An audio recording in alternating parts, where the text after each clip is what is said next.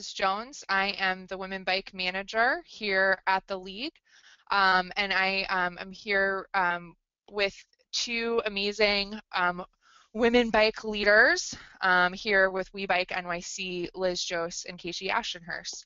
And so I wanted to just sort of welcome you all, and we're going to get started here in just a moment. I'm seeing some people starting to log in. I always like to give just like, so we have our advocacy toolkit here. And so this is a way for us to feature all of our women bike grantees and the amazing work that they're doing. All right. Women Bike, we aim to change the face of bicycling by getting more women on bikes and participating as riders, advocates, and leaders to create strong communities and celebrate the joy of riding a bike. So we do that in a lot of different ways. Here are some of our sponsors that we're very grateful for in their support of our work, and a lot of their support was passed through on to our Women Bike grantees like We Bike NYC. If you're interested in staying connected with Women Bike, finding out about things like future webinars or future toolkits that we have available, as well as just engaging in the general conversation about looking at bike advocacy through a gender lens, here's all the different ways that you can connect with us. I always welcome your emails and your questions, so do not hesitate to reach out. Your presenters today, that's me on the left. We got another Liz, and we have Casey. So we're really excited to be here. So thank you, Liz and Casey, for being here. What I'm going to go ahead and do is I'll hand the screen over to Casey so you can share your thing, but I would love you all to take a moment to introduce yourselves and tell us a little bit about We Bike NYC to those that might be new to the program. Hi everybody, my name is Liz Jose, and I'm the founder of We Bike NYC. I have a background in education and teaching. I've been a professional mechanic in New York City for 4 years, and that was what led me to found We Bike NYC. And currently I'm in a consultant role with We Bike, and I work for Bike Works in Seattle, where I'm working with youth and adults teaching bike mechanics and bike education. My name's Casey. I am the director of We Bike NYC. I took over in May when Liz moved to Seattle, and have been sort of guiding us through the transition and taking her vision forward and our vision. By day, I work at a tech company, so I don't do anything in my paid life that has to do with bikes, but I came to We Bike NYC just from wanting to find another community of women who ride bikes in the city, and found the group and was just really into it and wanted to get more involved. So that's who I am. I'm hoping everybody can see the stuff that's on my screen right now. It says, it's the first slide. Montémonos en bici. Yay! Okay. So the next one.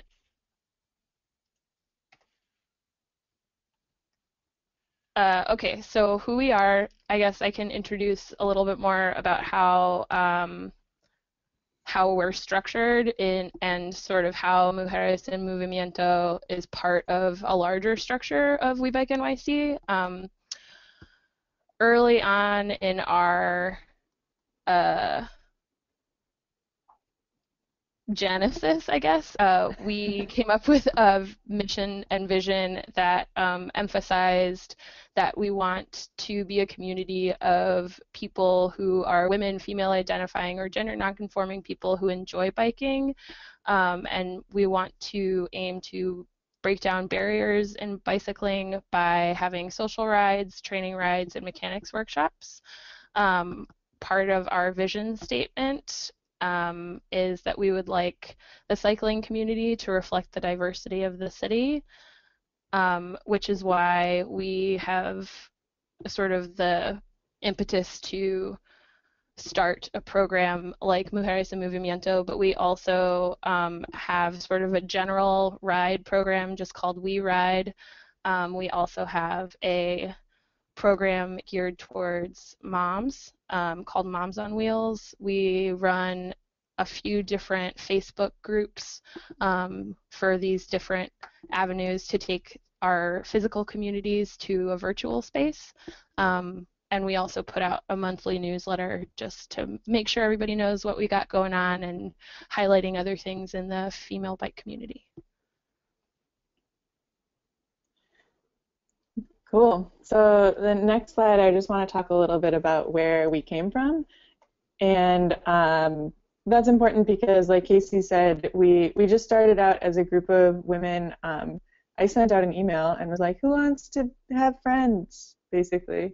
And a bunch of women I didn't know responded, and so we started to grow this organization.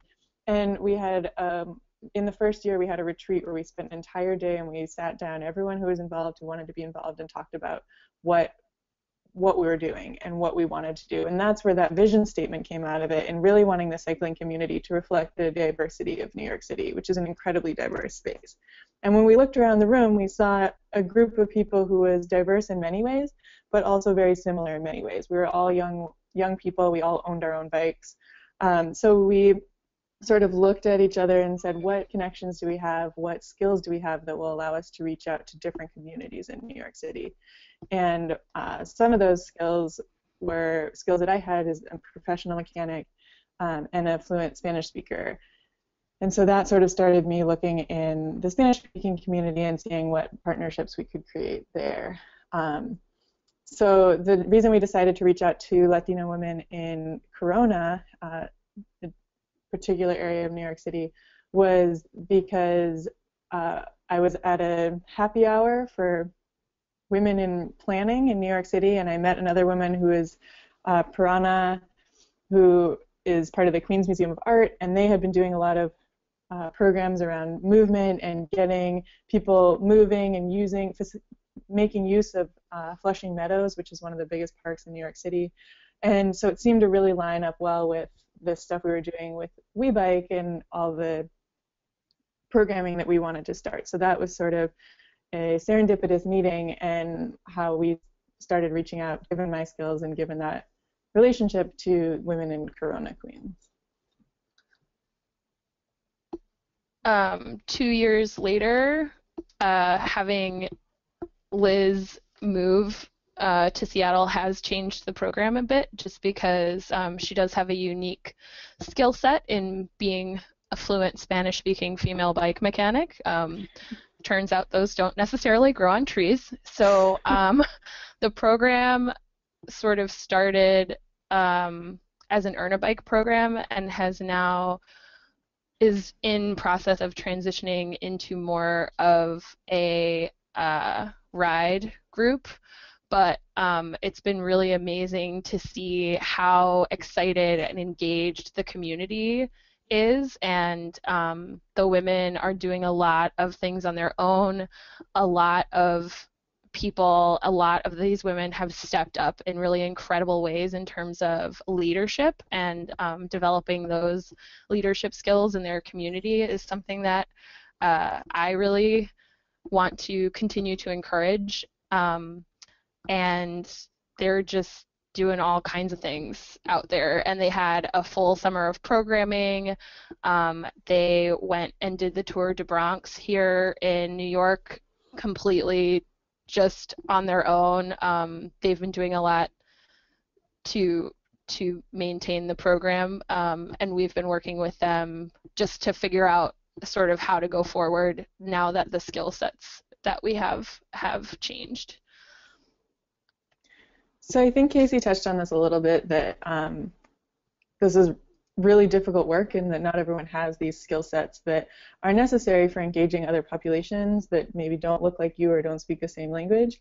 And so when Casey and I were putting together this webinar and this toolkit, we started thinking about what are some really basic things we can put together to offer the cycling community to help meet these challenges. Not everyone's going to have a translator on staff or someone who speaks fluent Spanish. Those are two different things. You know, if just because I speak Spanish doesn't mean I can translate written work very well. So what we wanted to do in this webinar is present our top 5 challenges, both in creating the program and in the transitioning, and then at the end provide you with this great toolkit that has some of the materials that can be adapted from our work to help create these partnerships between communities and hopefully facilitate some of this work. So the top 5 challenges that we came up with, there are many, were meeting people, getting to know the community, communicating logistics, written and visual materials, and being flexible. So we'll just go through each of those.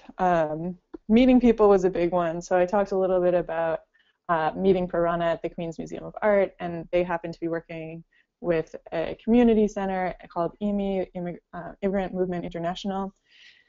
And so that was very serendipitous, but even just having that connection on the highest level of like the organizational level didn't mean that we knew any people in the community. So this is a picture of 3 We Bike NYC women at the Youth Bike Summit last year. Just a quick plug, the Youth Bike Summit is February 13th through 15th. It's going to be in Seattle this year. I'll be hosting with BikeWorks. So youthbikesummit.org if you're interested. It's a really great event with a lot of wonderful information and activities for people of all ages. So this is us doing some tabling. And I think a lot about how you, like, when you're building this thing and you have this idea and you're just super excited and you want to take this Easter egg that you made and like give it to everyone. You're like, this is it. This is the best thing. And that's really hard because sometimes the best thing that you created isn't necessarily what the community that you want to reach out to is looking for. And so that's one reason we have all these different programs. We have Mujeres en Movimiento, we have Moms on Wheels, we have We Ride, we have online programs because all different women need different ways to connect. So meeting people can mean tabling at an event, it can mean going to happy hours, it can mean just hanging out, going in bike shops, talking to people, but really meeting the community and just connecting and finding out who the movers and shakers and leaders are in the community is a huge, huge thing.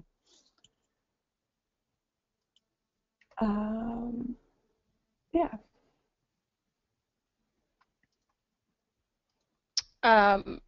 So the next challenge has to do with getting to know the community.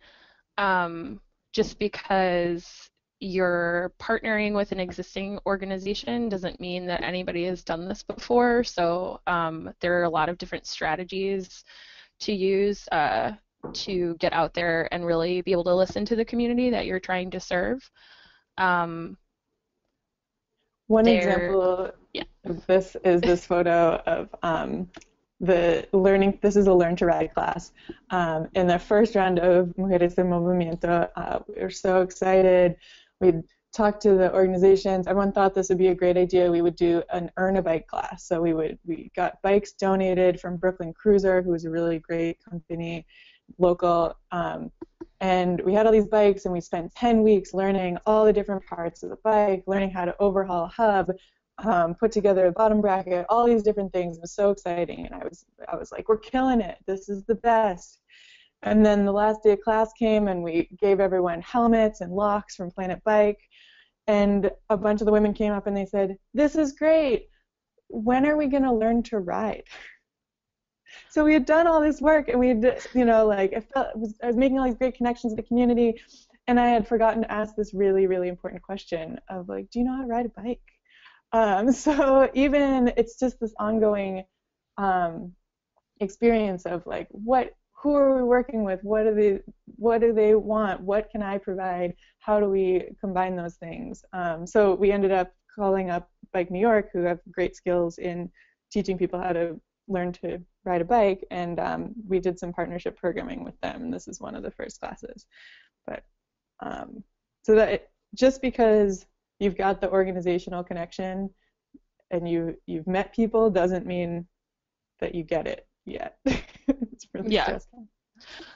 We talk a lot about, like within the We Bike NYC leadership, about barriers to cycling and what sorts of barriers can be identified. And sometimes you can, identify those on your own if you like think about them. Like for another group of people, obviously for the Mujeres program, the language barrier is a barrier, but there are also other barriers.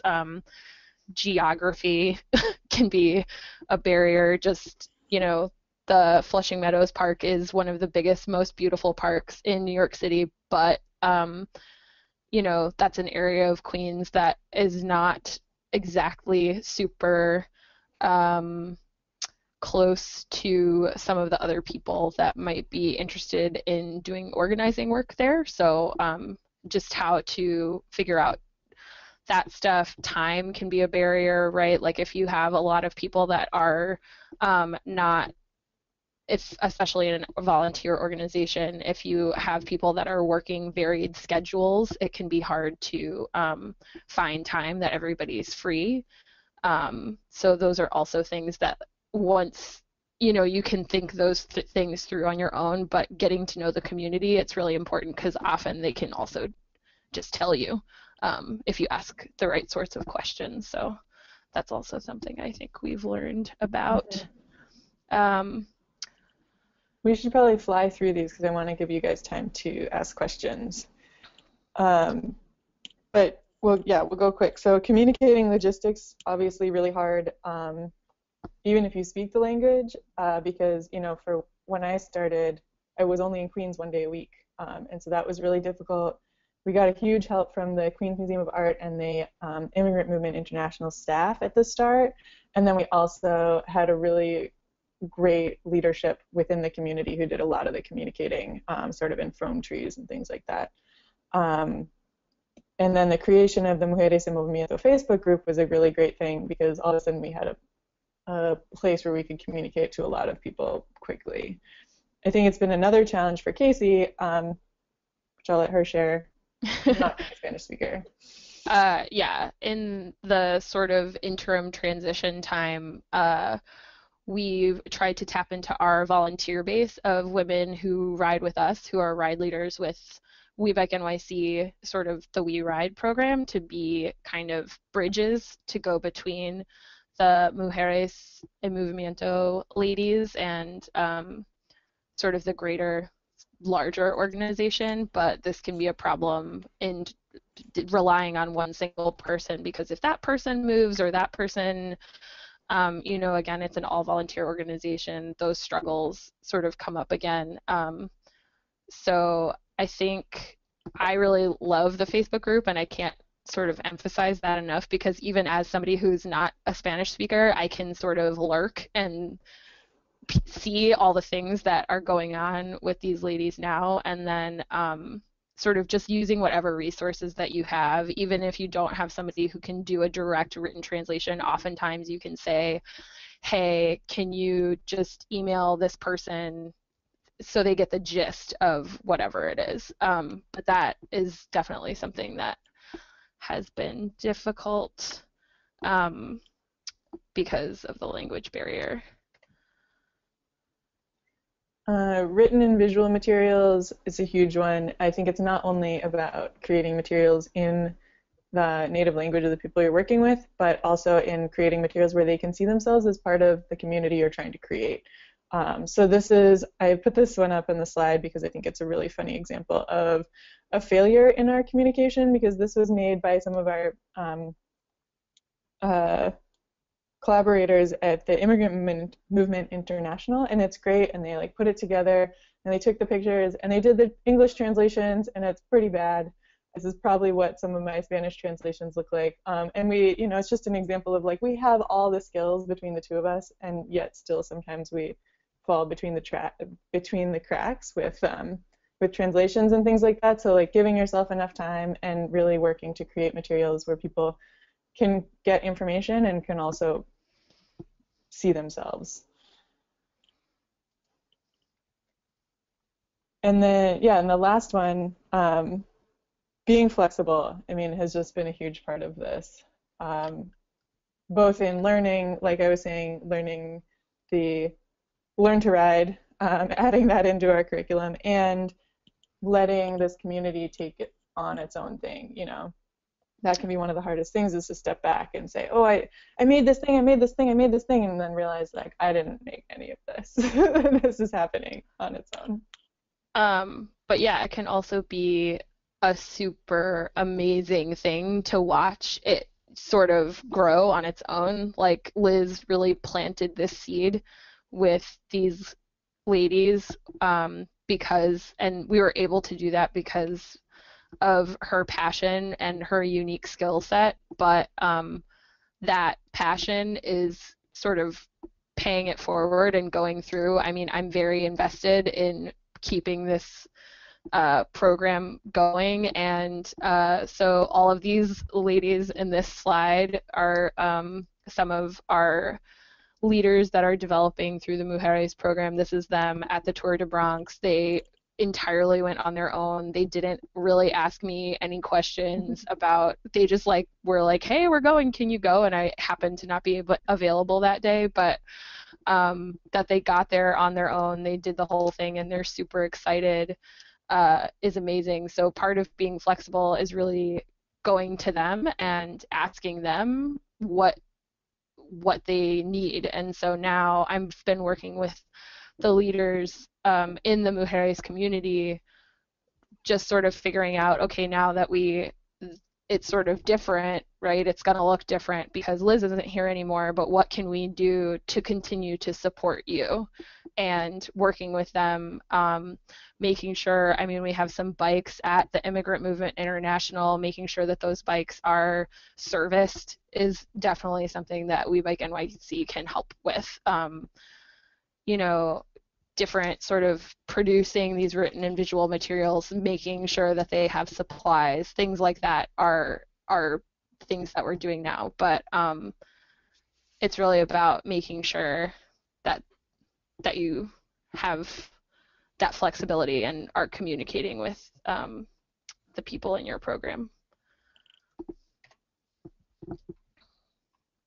So these are just some helpful resources that we found while creating the workbook. Workbook is going to be a hugely helpful resource. So we'll switch to that just in just a second, but it includes like a sample Learn to Ride flyer, a ride waiver in Spanish, which is really important if you're using that for legal purposes. Community surveys that we did, that was part of our trying to get to know the community. A Learn to Ride glossary that was super helpful. It was asked for by the Bike New York instructors that we worked with because they didn't speak a lot of Spanish and they wanted to know how to say things like, great job, keep going, like keep pedaling. So that can be really useful. Parts of the bike, exploded bike diagram, which is just all the different parts sort of taken apart. And then the Mujeres de Movimiento group also made a fix-a-flat instruction booklet that has pictures of them, which is part of that seeing yourself in the program. So they created the steps and then took pictures of each step. So we're going to be putting that together with the league soon to be able to give to you guys. And then these are just some other resources that we found that will be available. And I want to give you guys time to ask questions. So please feel free also to contact us in the future. We have a website, and then Casey and my email is up here, and we both have lots of great information that we're eager to share and learn from anyone else doing similar work. Great. So I'm going to go ahead and share my screen so that I can show the toolkit to you all. Let's go into full screen. Perfect. All right. Liz and Casey, can you guys see it okay? Yep. Perfect. And just so that the attendees know, this is in rough draft form, so we're going to do a couple more design tweaks today so that by the time we share it on our website later in the week, there will be a few adaptations. So it's a work in progress, but I think we're really close to having it done. And so Liz and Casey, what I'll do is I'm going to kind of scroll through. We don't have any pending questions at the moment, But if we get one in, we can stop. But I'd love to be able to just at least show visually what's going to be inside of this, because I think it's so amazing what you all put together. And so I'll just go page by page, and then if there's something that you want to speak to when we land on that page, feel free to jump in. Great. Awesome. I think one of the things that was really interesting to me was just making sure that the Spanish language didn't appear secondary, and that Liz and Casey really worked to make this toolkit feel like it was going to be equally accessible to advocacy organizations that might lack Spanish-speaking resources in order to better connect to folks in their community, but also if there were bike clubs that already primarily spoke Spanish, that this would also serve as a great resource for them as well. And this is the Learn to Ride flyer that Liz mentioned earlier. Waivers.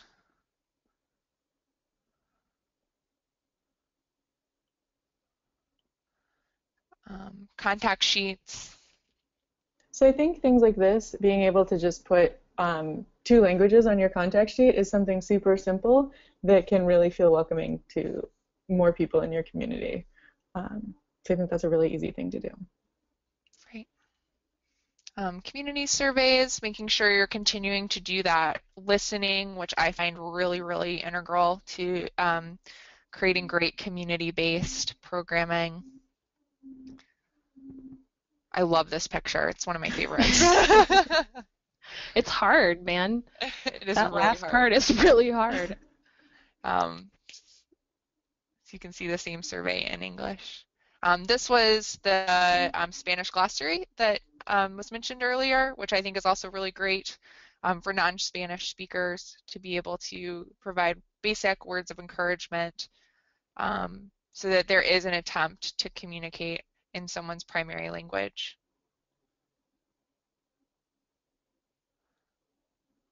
One of the things I really like about watching adults learn to ride bikes is that as adults, we don't have to do things we're bad at often. We can pretty much avoid it at all costs. So seeing people put themselves in a position where they're going to be bad at something and then seeing them conquer that is like so incredible, and being able to be part of that and help people take that risk and move forward, I think is something I really love. I'm just jumping ahead to the fix-a-flat instructions, and we're going to work with the ladies here from We Bike NYC. I think the league is really interested in creating a separate downloadable resource that will just be a fix-a-flat pamphlet or brochure or postcard. I